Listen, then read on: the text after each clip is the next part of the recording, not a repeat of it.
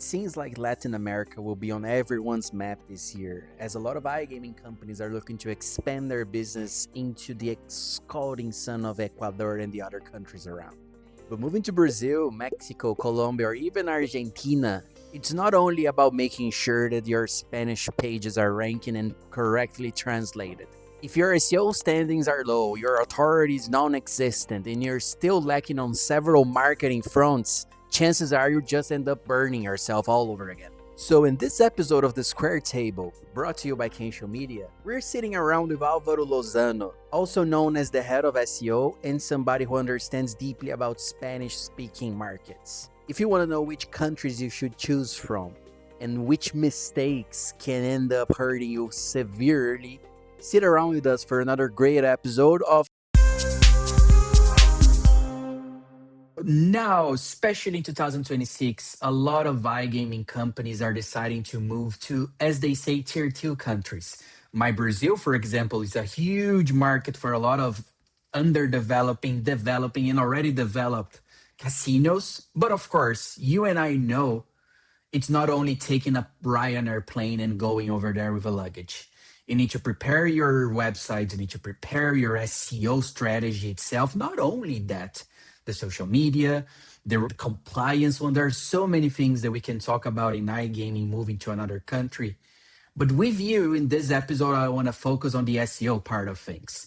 When you, as a casino operator, as a platform provider, as an iGaming company, plan a Latin move, what should you, as that company, look at first so that you pick the right countries and set a clear SEO plan? Yeah, Victor, thank you. It's a pleasure to be here with you. And that's a very good starting question because, first of all, if any company is planning to move into LATAM, what I would consider first is to actually think what's the content they have in English, because that's going to determine a little bit the quality of the, let's say, entrance on this market, on these LATAM markets, based on the success that they've had on other markets like United States or any English markets, really. So if you already have a very good source of content and you just want to localize all this content into Latin American countries, you just need to think what's best for your URL architecture, because as happens in Spanish, you can have a Spanish for any Spanish speaking country, and you can literally have the same content for all countries. That's something I recommend for evergreen content that doesn't need to localize it on any country. You don't need to put any prices, or you don't need to put any legislation stuff. So that's one type of content that it's really good for that. But if you do need to localize, what I would advise to these companies to actually think on what's the URL architecture strategy that they're going to have for the entire presence on these Spanish speaking markets, because it's not the same speaking Spanish for Spain or Spanish for Colombia or Spanish for Mexico. Everything changes. Also, the legislations are different, so the rules can vary a little bit. And additionally, the coin, you have different coins, euros in Spain, and so on, right? So it's having very clear, number one, the content that you currently have, and number two, with this content, what are you planning to do on all these markets? How are you going to localize them? If you're going to do just in Spanish for all the countries, or if you're going to do Spanish for each of the particular countries that you're going to tackle. But what if a company wants maybe for, I don't know, let's say Q1 Mexico and then only Q3 Argentina? Should they already spend the time on Q1 raising the basis, the foundation for both Argentina or Mexico? As you said, so maybe in evergreen content, in those things that are applicable in every market, this regardless of language? Or should they already spend some sprints focused only on Lionel Messi's country? Actually, I was thinking there's different approaches. In the gambling industry, they're right now very saturated markets. It's already very saturated. So in order to start from scratch a brand new strategy, if you're originally not very high authority enough, or you don't have a lot of authority in English or in your original domain in your countries, I don't think it would be very beneficial Instead, I would probably acquire another company that's doing pretty well in Mexico or any country, and then probably transform this company, could be an online newspaper, for example, into a gambling website. That's going to be way faster. So that's one strategy. But if you do have a very strong brand in the UK, for example, and you want to basically expand this brand in the UK into new markets, what you should do definitely is using your own brand, because you cannot use a third party brand or buy any domain. So in this particular case, I would focus on each of the markets that you are planning to launch, because there are different rules for all these entry markets. So I think the approach of actually investing 3 months developing all the content for those markets, try to list all the keywords that you want to target for Mexico, for instance, divide them into different basically categories or niche, like crypto or online casino or sports betting. Try to see how could you perform with all of that, with what you have, and then measure from that. That's probably the best approach that I would take in the end. You've been doing it for how long? 7 years, you said to Correct. yourself, right? Yeah. Did you notice, is there a market, a country over in Latin America that you feel like it's the hardest to work with, or not even hardest, but one where you're like, I didn't want to work with this country because of X and Y, Z? Well, obviously, the bigger the population, the hardest. And right now, Mexico is probably ranking number one. Following Mexico, I wouldn't consider, if we consider United States as well, all the Spanish speaking people in the United Nice. States, that's probably another hard market, not properly from Latin America, but I consider it like as a Spanish speaking market within an English market, that it's quite difficult as well. It's getting quite difficult. And then Colombia, Argentina, those are probably the most difficult countries to entry right now, because the competition is growing pretty aggressively, and it's right now, as in the example of Mexico, at the levels of Spain as well. So I would say it's as hard as it's for Spain than for Mexico. Okay, that's interesting to know. Yeah. Were you working with Argentina during their financial crisis 3, 4 years ago? I'm asking because I want to understand from your POV if a financial crisis in a country like this also slows down a transfer from Europe to Latin America, if these external factors also very much important for these iGaming companies to pay attention to whenever they're moving ahead. It's an excellent point, Victor, and I wonder where is the crisis in the gambling industry, because I don't see it, because I have been working for as you say, since 2019 in the gambling industry, and we've seen pandemics, we've seen economical crisis in different countries with the transformation of governments and so on. And what I can tell you is that the gamblers, the people that are still looking to gamble with crypto, with casino, with sports betting, I mean, people still watch football, isn't it? And people is still betting on Especially over football, there. especially over there. Exactly. So from what the numbers told me, no, there's no solid crisis. It's pretty much the opposite.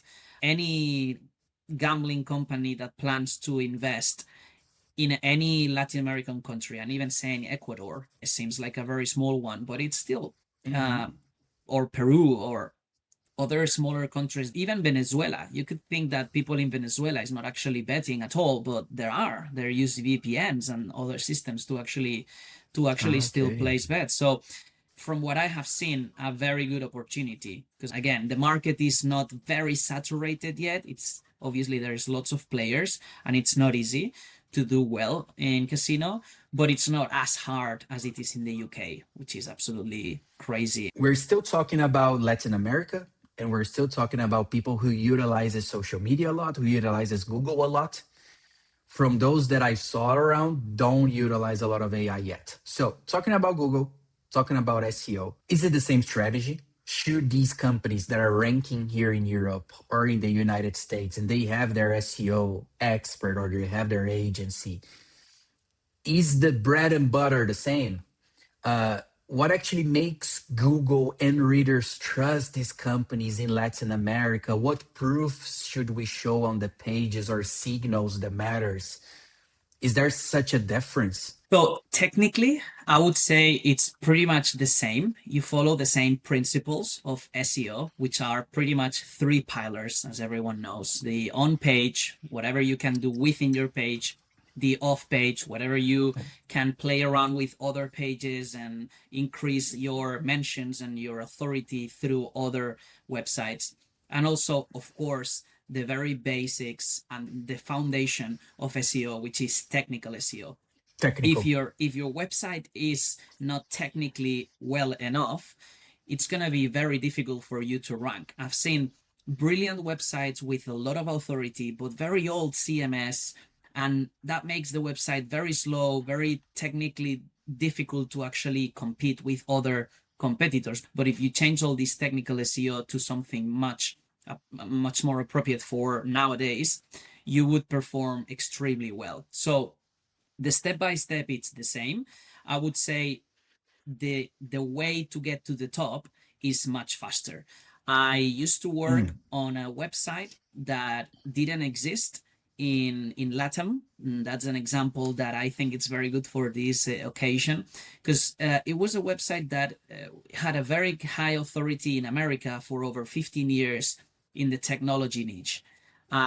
Basically, the decision was made to transform all this website into a gambling website and crypto betting website, and then rank very well across different markets in the world, especially as well in Latin America. So when we transformed all this Spanish version with this website, that the rankings were 0 in Spain and Latin America, in less than 3 months, we managed to bring hundreds of keywords on the first results, just for bringing new target pages for each specific country that we wanted to target, for Colombia, for Mexico, pretty much every country. We just generated new pages targeting specific keywords, and the growth and the impact was instant and very big. Obviously, if you do the same, if you have a website with a lot of authority, we're talking of a DR plus 85 or even more. If you're playing in this league, I would highly advise you to start attacking all these markets in Latin America, because it's going to be very easy for you to make good money. And for those that don't have that history, should they buy links? So if you don't have the authority and obviously the good enough technical website and all the content that you need, if you don't have all these 3 elements that it's going to basically make you be super competitive on the industry, then I would advise maybe to consider the option of acquiring another website. Because if you're starting from scratch, it's going to take lots of months, probably even more, to actually see a good ROI on your investment. So imagine if you start buying links for trying to get in the first places for online casino in Mexico, how much money do you need to invest? And a lot. Exactly, and you don't really know if the investment is going to be favorable to you or when is it going to come back. So if you really have a budget and you want fast results, what I would personally do is try to see if with this budget that I have, this annual budget, instead of investing it gradually to buy links, probably buy like a subfolder of a newspaper, or trying to buy something that I know mathematically that for this money, then I will get all this amount of keywords, and then I will get this amount of money back. So that's probably a more smart way to proceed if you are starting from the very bottom. I'm not sure how much a digital PR campaign could help in situations like this as well. Would love your opinion about it. So, is this something that they should maybe consider as well? Or, as you said, so Kind of like links. You don't know exactly the ROI over a digital PR campaign. We're still talking about the same fundamentals of link building. Should this also be, let's just say, separated for another moment? Mm. So these PR campaigns, of course, are really useful and I do recommend them. However, if you're starting from scratch, you don't have any content in Spanish, you don't have any historical presence in the country, and so on, I would wait to do actual PR campaigns until I have something pretty standardized and pretty solid in the Spanish speaking markets already. So a little bit of content, a decent website that it's well, integrated for that country, and then I would for sure proceed with the digital PR campaigns. Definitely. And what if instead of talking about the do's, we talk about the things that you saw that didn't work out? So, of course, companies have already approached you with a history of failures, of missteps. Do you have any common mistakes that you can talk about these teams entering Latin, being SEO or PR wise, so that we can, of course, know from the past and don't make it again in the future? Yes. So something that doesn't really work is to try to get authority no matter what. So if you're a casino or a crypto casino or a sports betting company and you really want to step into a specific country, and in order to do so, you buy a website that has a lot of authority but talks about maybe cars, or talks about a complete different topic, probably you're gonna get a penalty from that for content abuse and authority abuse, but basically abusing the authority of that site in order to build your authority in a complete different topic. So I would be very careful on how you do that, and I would basically try to get approach to something that it's related to what you are doing, or something that it's strictly related to sports if you're doing something with sports, or crypto if you're doing something with crypto. That sounds logic, but I have seen many examples of many operators and many affiliates that have acquired a technological site, for instance, and then this has been converted into a casino site, and then Google finds out and you get the penalty. Yeah. So Yeah, relevancy has to be a priority in all steps of SEO. As far as I understand, having joined this SEO market 2 years ago, I'm always hearing about relevancy. It has to be relevant. The links have to exactly. be relevant. I think, as you're saying right now, even buying domains have to be relevant. Google's Yeah. getting more and more knowledgeable about these practices. I don't believe whenever we're talking about Latin America, I don't believe we talk about the other search engines, right? I can see that it's a monopoly for Google over there. 95% plus it's Google. Yeah. So yeah. Do you have any data on ChatGPT usage? Like, is it growing? Do you see if, overall the population is using it more and more, or no, still stagnant? Well, I have read general lines with Hmm. how this trend evolves overall, and obviously AI is going to grow. I was on a conference last year on Brighton SEO, and John Mueller was saying Google is becoming AI first, an AI first True. company. And that he said basically to the audience, remember guys, when we were mobile first and now everything is mobile. So it's pretty much the same. We're experiencing now, I remember the 2010, 2011 years from last decade, when we switched from Blackberries to iPhones, when we switched to Yeah. Blackberries to smartphones and so on. So I think we're experiencing right now exactly the same. We're switching from an old way of search, which is Google, but it's an old way that somehow it's still gonna be there. It's still gonna be there, and still gonna. Oh yeah, that's an old one. We're switching from iPod touches to Meta's Ray Exact. Bans with AI overviews. Exactly. That's another big topic where they plan to give us glasses and actually see everything through glasses. They say that we're not going to use phones in 5 to 10 years. We're going to be all wearing wearables with the glasses, which I find it quite scary but cool at the same time, because the fact that you can be cooking with hands free and doing other stuff with your Yeah. hands, I think it's quite cool. But in terms of AI, yeah, I saw this graph of ChatGPT growing and Google decreasing, and they say in 2030 Mm. they're going to be in the sweet spot with 50-50. But I think Google is doing something very smart, which is obviously forcing everybody to use Gemini. Yeah. Gemini is fantastic. I actually use it over ChatGPT ChatGPT. myself. Yes, and I think in the future is going to be obviously in a way that Google can still make money, because if you think about it, the main question here is how are these companies going to make money through AI? Because when you search, you get already the basically the Yeah, responses. you get exactly the ads, you get the organics, which come with links. Sometimes you have so many things that Yeah, people don't know are paid, are actually paid.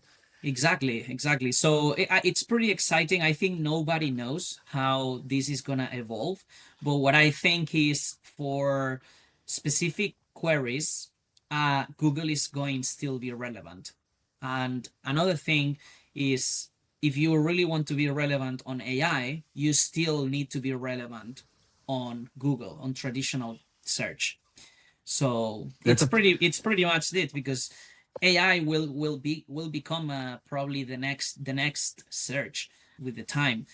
But we as SEOs, we still need to translate one website to another language in order for the AI to understand it in Mhm. the other language, or we still need to generate content to the internet in the end, which basically feeds all the LLMs in order to actually produce new responses, better trained, and so on. So I think it's going to be a symbiosis, um, basically relationship between SEOs and Google, where SEOs were always going to be there